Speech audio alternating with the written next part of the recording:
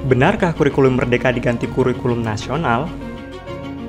Di tengah perjalanan panjang reformasi pendidikan di Indonesia, sebuah perubahan besar sedang terjadi di depan mata. Kurikulum Merdeka, sebuah inisiatif yang telah memulai langkahnya di berbagai satuan pendidikan, kini berada di ambang pergantian menjadi kurikulum nasional. Tapi, apa sebenarnya yang terjadi, dan mengapa ini penting bagi masa depan pendidikan di negeri ini? Kementerian Pendidikan Kebudayaan Riset dan Teknologi atau Kemendikbudristek telah mengumumkan rencana besar menjadikan kurikulum Merdeka sebagai kurikulum nasional.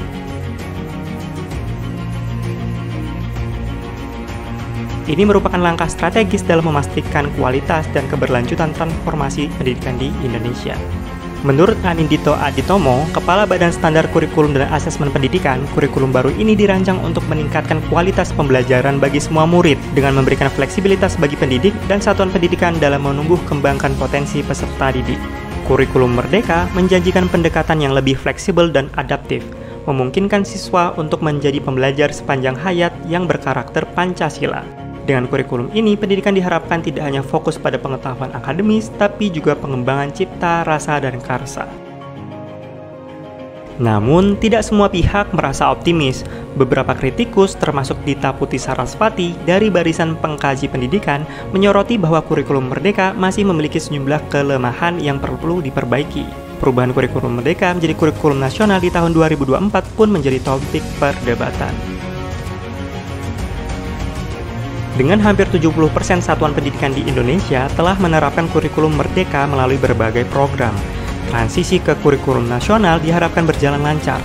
Pemerintah telah memberikan waktu transisi hingga waktu ajaran 2025-2026 untuk satuan pendidikan yang belum menerapkannya. Pergantian kurikulum Merdeka menjadi kurikulum nasional menandai babak baru dalam sejarah pendidikan di Indonesia. Meski dihadapkan pada tantangan dan kritik, tujuan utamanya tetap jelas, meningkatkan kualitas pendidikan dan membentuk generasi penerus yang berkarakter, kreatif, dan adaptif. Perjalanan ini tentu tidak akan mudah, namun dengan kolaborasi dan komitmen bersama, masa depan pendidikan Indonesia tampaknya akan bergerak ke arah yang lebih cerah. Apapun itu, mari kita dukung bersama transformasi pendidikan di Indonesia menuju masa depan yang lebih cerah untuk generasi penerus bangsa.